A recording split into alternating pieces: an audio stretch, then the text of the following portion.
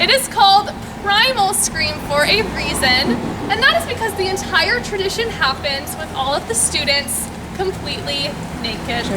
NANI?!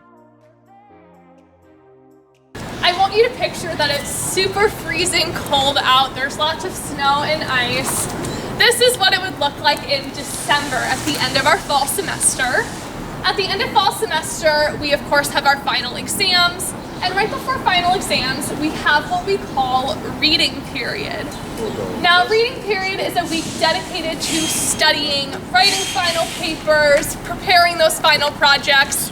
We don't have classes going on, but nonetheless, it is a super stressful week for most students, as we typically have 3 or 4, maybe even 5 exams that can count for up to 50% of your grade. So there's a lot on the line and a lot of stress.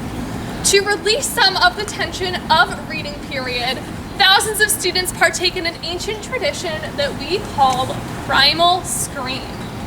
So what happens is at midnight on the night before our first final exam, thousands of students will gather at the John Harvard statue, raise their hands in the air, scream as loudly as they can, and run a lap all the way around Harvard Yard. Now, there is one other piece to this tradition you all should know about. It is called Primal Scream for a reason, and that is because the entire tradition happens with all of the students completely naked. So thousands of students actually do streak through Harvard Yard in the middle of the winter, in the middle of the night. I've heard it's quite the sight to see. They say you have to do it before graduation, though I bowed out of that tradition gracefully because I happen to know that there's always a good handful of tourists and photographers there capturing the event to live on forever.